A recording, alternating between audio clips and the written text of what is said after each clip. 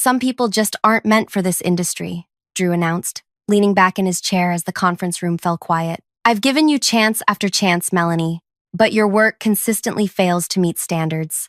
The formal warning goes in your file today. 30 colleagues avoided my eyes. My throat closed as if someone had wrapped their fingers around it.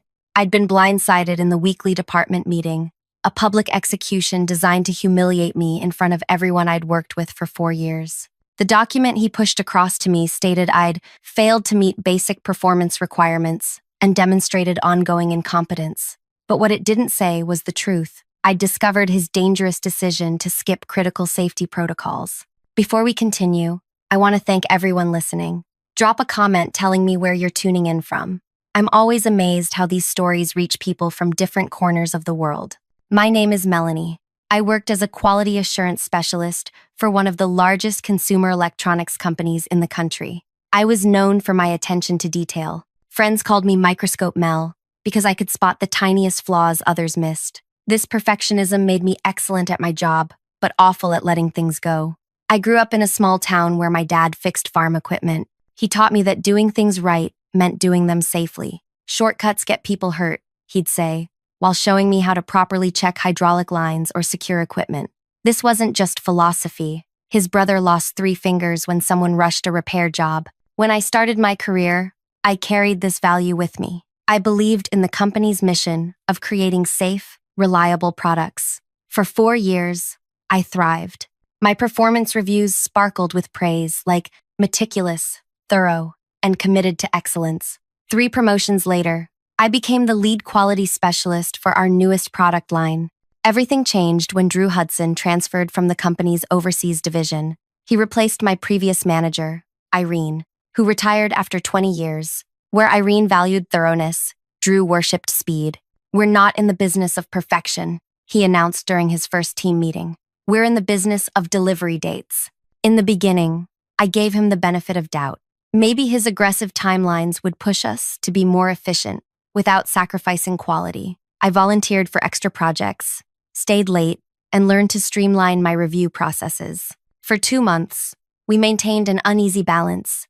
Then came the Horizon project.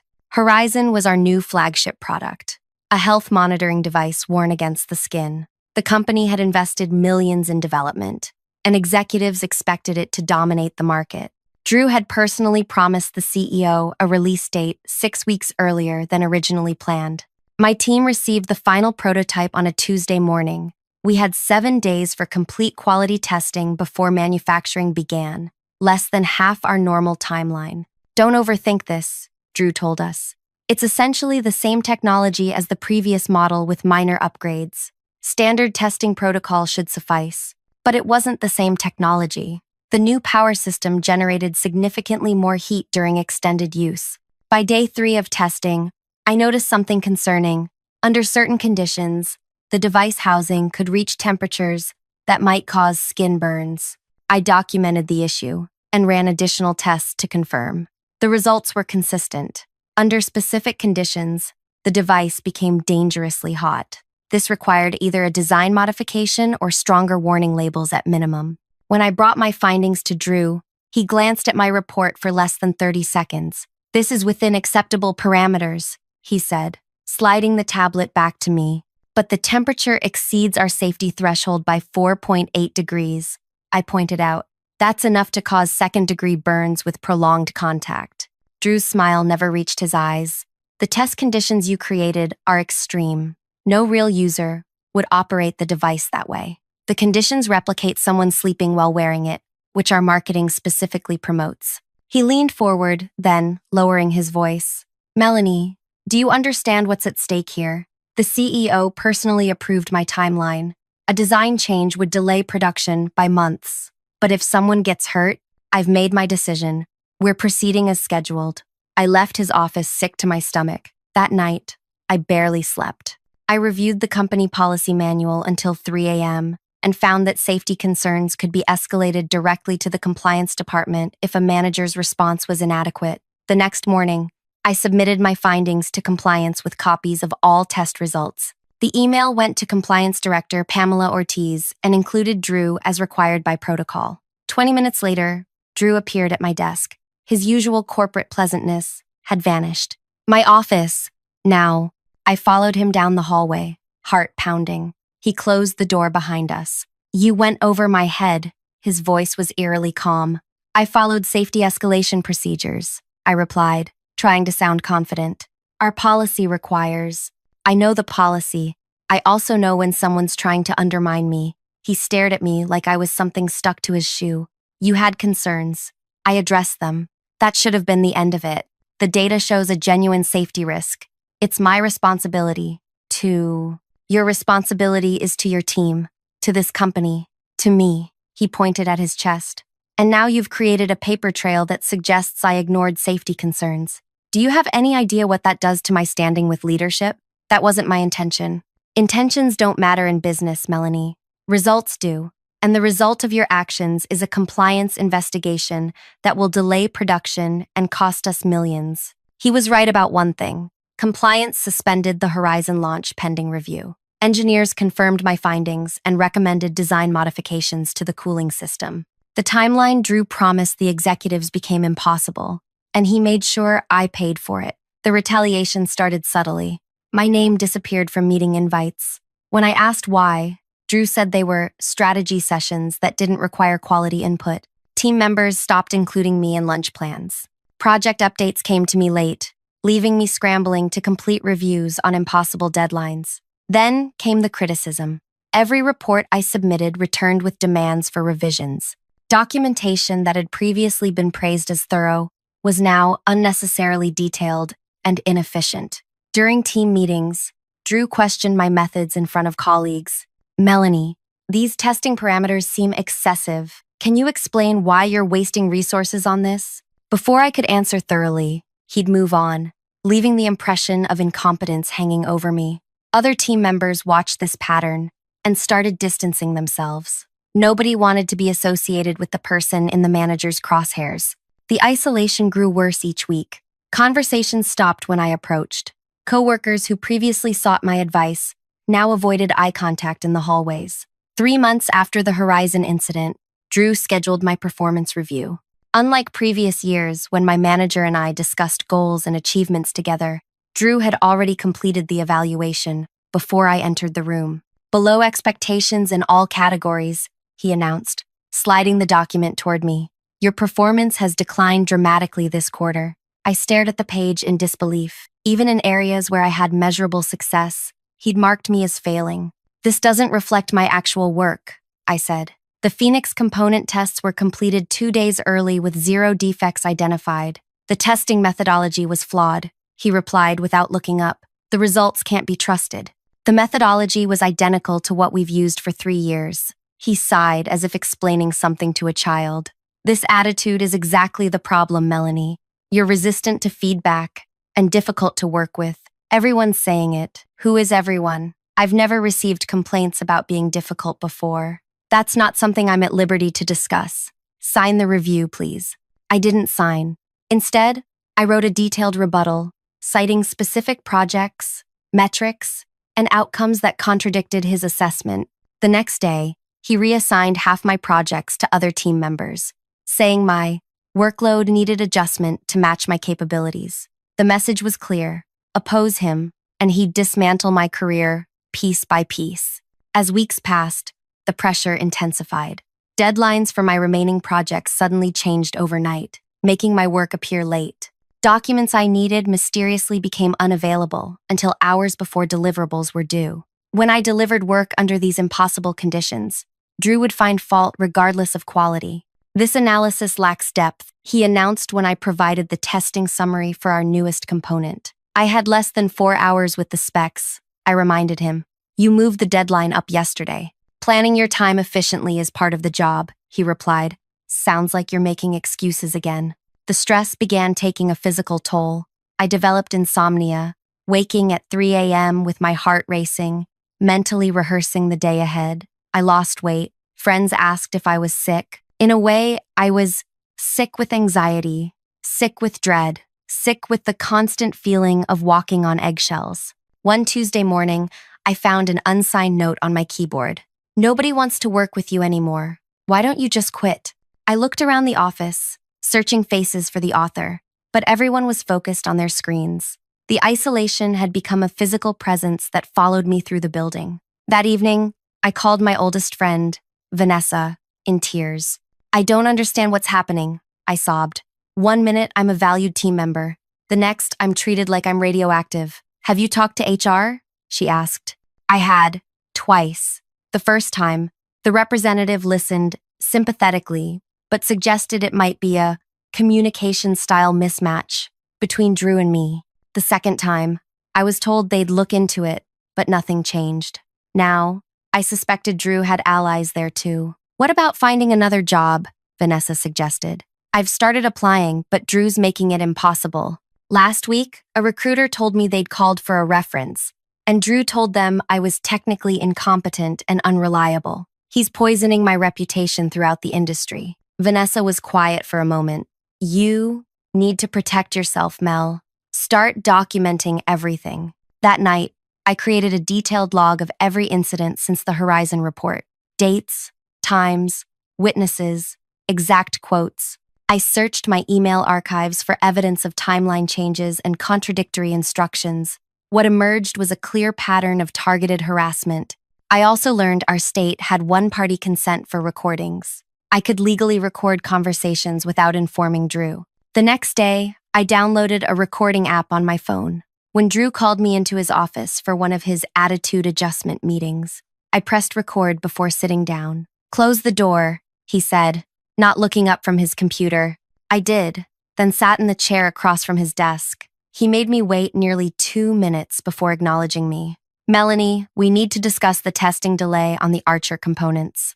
"There was no delay," I replied. "I submitted the report yesterday, ahead of the original timeline. The timeline changed. The team needed those results Monday. I was never informed of any change." He leaned back, looking almost amused. "Communication goes both ways. You need to stay connected with the team instead of working in isolation. I've been excluded from planning meetings for the past month because your negative attitude disrupts the collaborative environment we're trying to maintain." He folded his hands on his desk.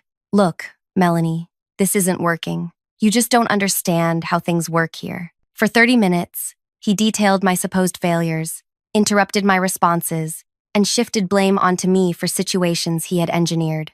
I let him talk, my phone silently capturing every word. This became our new routine. Weekly criticism sessions, behind closed doors, always without witnesses, where his behavior differed dramatically from his public persona. In team meetings, he maintained professional courtesy while subtly undermining me. In private, the mask came off. "Let's be honest," he said during one recorded session. "Your career here is finished. The only question is whether you leave on your own or wait to be pushed out." "Is that a threat?" I asked quietly. "It's a reality check. I've spoken with the department heads. No one wants to work with you after the Horizon debacle. You're seen as disloyal, someone who throws teammates under the bus." I reported a legitimate safety concern through proper channels. "You embarrassed the company and cost us millions in redesign expenses. I potentially prevented customer injuries." He laughed.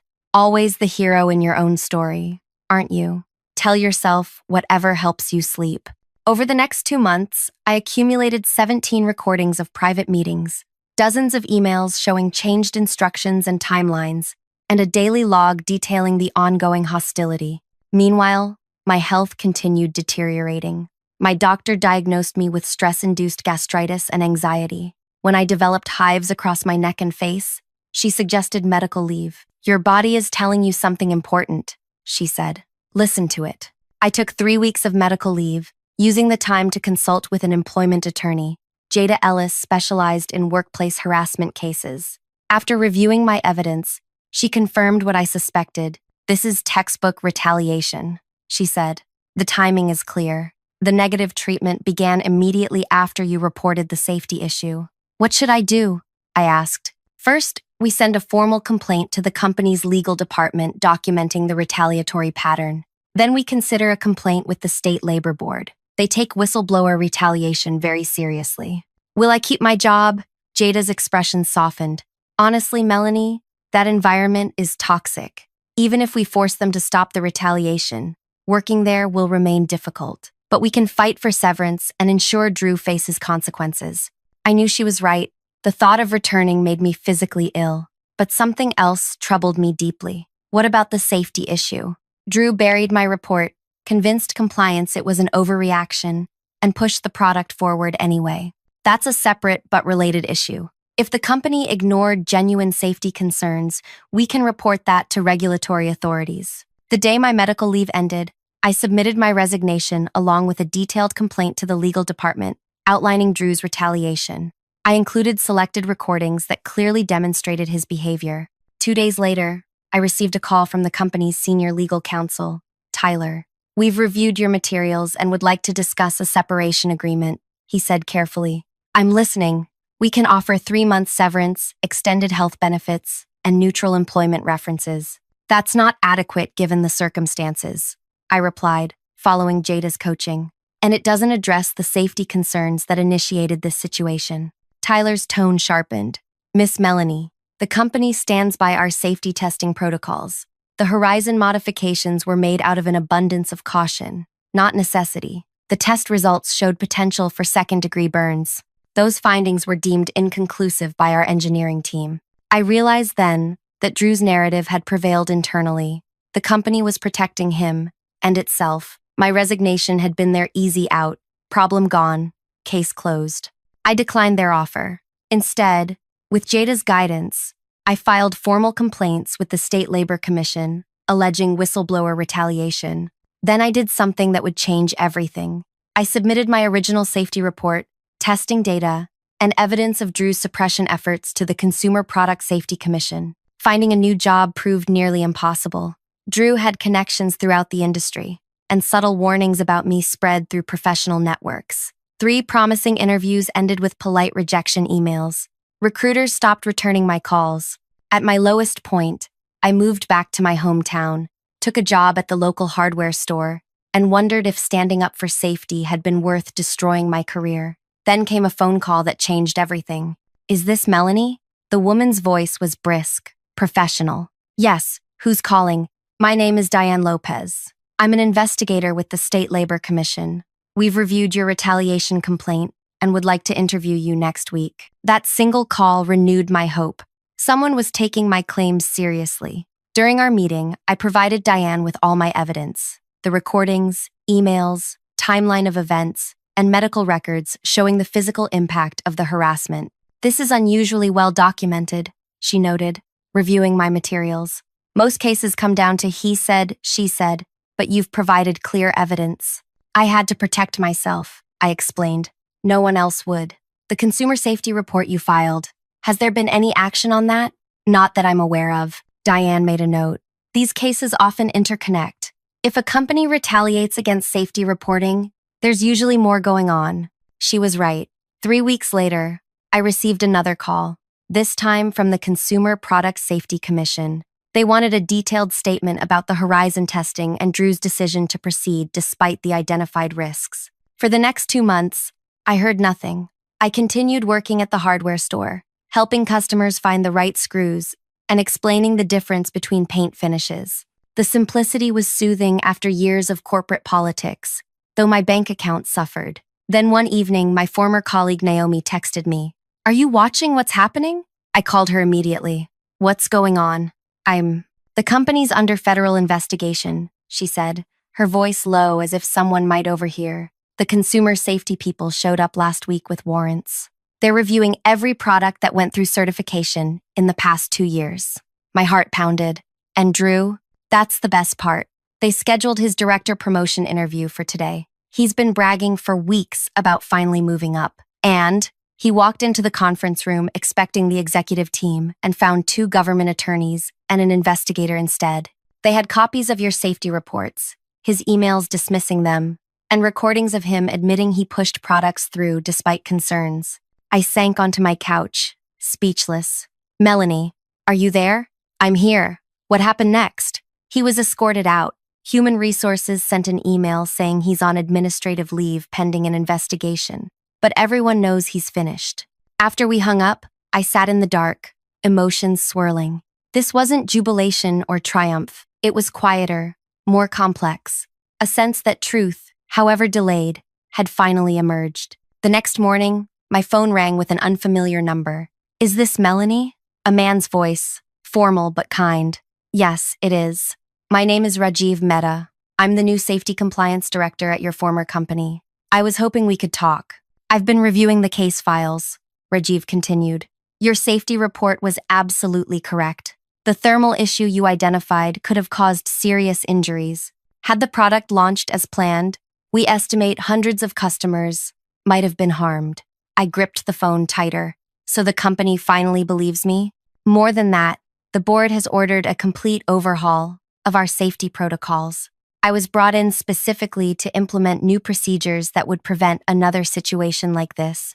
Your documentation is being used as a case study." The validation felt surreal after months of being treated like I was incompetent or paranoid. "There's another reason for my call," Rajiv said.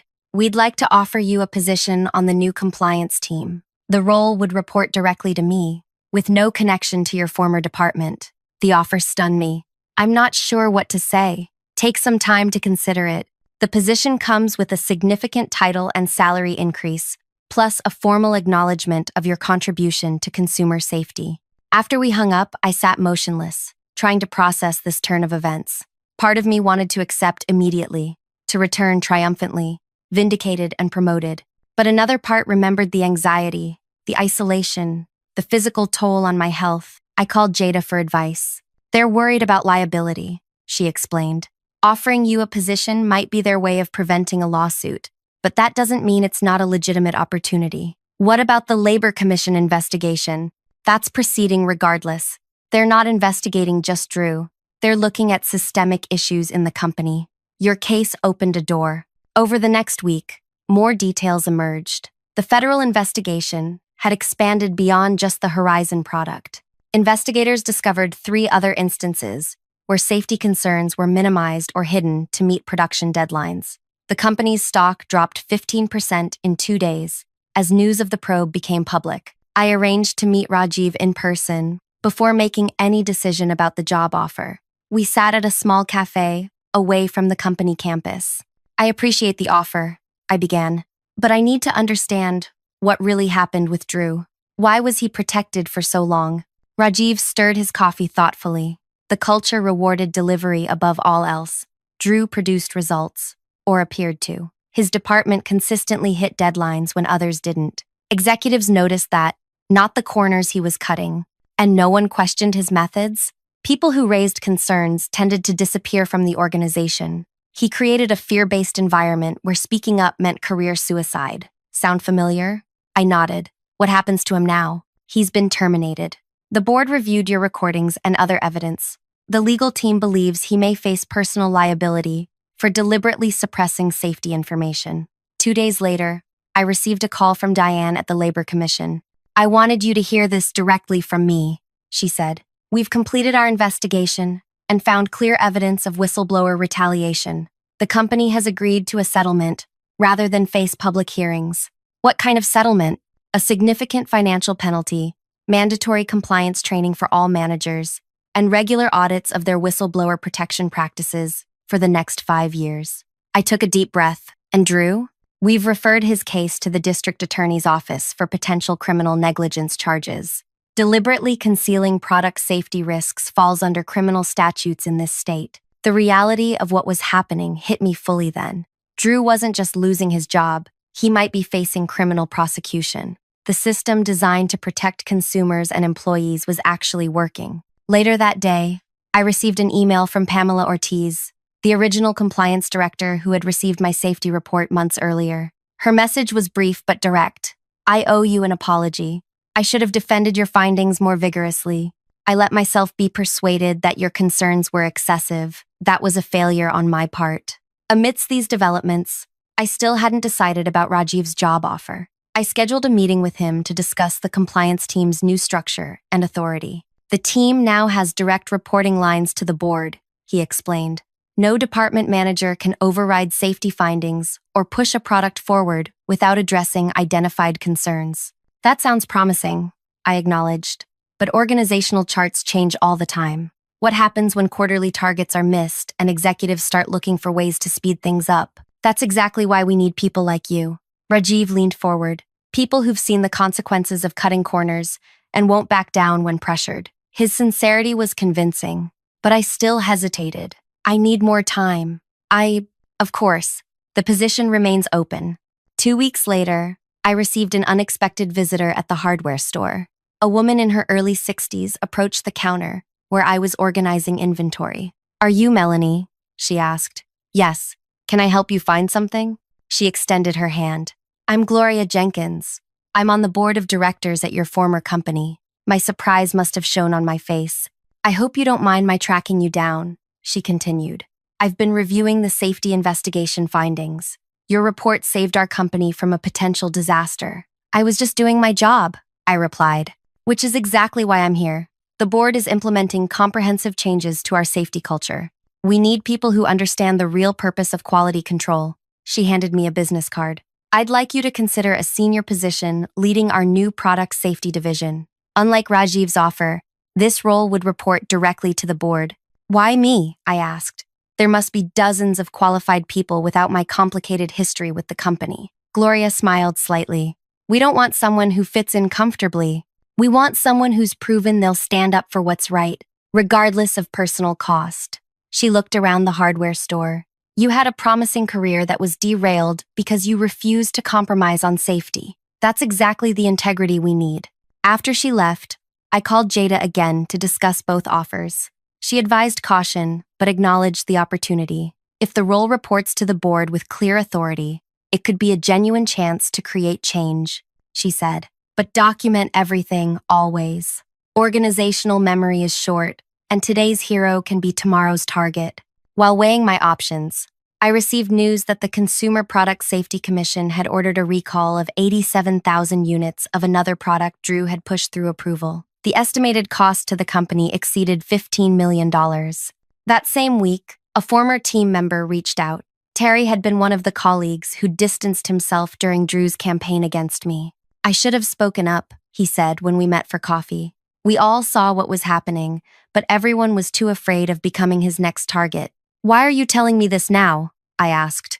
"Because I need to apologize, and because you should know that everyone respected what you did. After you left, people started talking more openly about Drew's methods. Your stand made others brave enough to finally speak up." "It doesn't feel brave when you're losing everything," I admitted. "But you didn't lose," Terry pointed out. "You're the only one who came through this with your integrity intact." 3 months after filing my original complaints, I made my decision. I declined both job offers from my former company. Instead, I accepted a position with the State Consumer Protection Agency. The role paid less than the corporate offers, but would allow me to help implement safety standards across entire industries. On my first day, my new director introduced me to the team.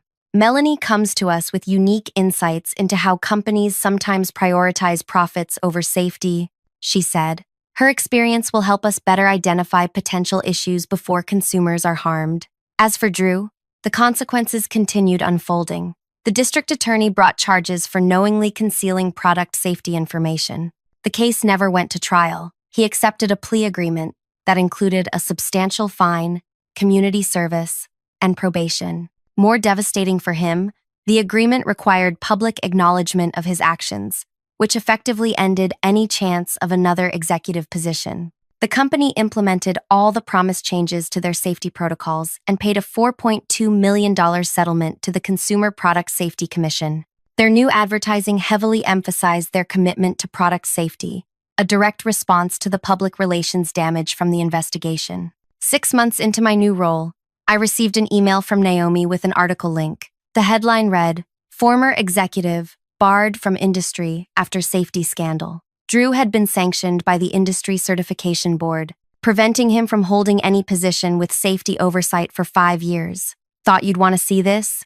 Naomi wrote, "People still talk about you here. You've become something of a legend, the quality specialist who brought down a director and changed the whole company." Her words should have felt triumphant, but my feelings were more complicated. I had never wanted to be a whistleblower or a symbol. I'd simply wanted to do my job protecting consumers from harm. The personal cost had been enormous. A derailed career path, financial setbacks from months of unemployment, friends and colleagues lost. and the lasting anxiety that still occasionally woke me at night. Yet I couldn't regret my decisions. Every time I saw a product recall announcement or read about safety improvements in consumer goods, I felt a quiet satisfaction knowing I'd contributed to a system that, however imperfectly, worked to protect people. In my new position, I began developing training programs to help quality specialists recognize when they were being pressured to compromise safety standards. I shared my story, anonymized but honest, as a case study in how retaliation works and how to document it effectively. Sometimes, doing the right thing costs nearly everything. My career trajectory changed permanently. My professional network fractured. Years of specialized expertise had to be adapted to a new field. But some things are worth protecting at any cost: consumer safety, professional integrity, and the basic human responsibility not to harm others for personal gain. My revenge wasn't orchestrating Drew's downfall. It was simply ensuring the truth came to light through proper channels. The legal system, designed to protect whistleblowers and consumers, worked exactly as intended once given the evidence it needed. The most powerful revenge wasn't anything I did personally. It was watching proper accountability unfold through established systems. If you're facing a similar situation, pressure to cut corners, retaliation for speaking up, isolation for doing what's right, document everything. Know your legal protections. Find allies outside your immediate environment. The path is difficult, but integrity matters. Thank you for listening to my story. If it resonated with you, please take a moment to like this video and subscribe to the channel. Every share helps someone else who might be facing workplace retaliation.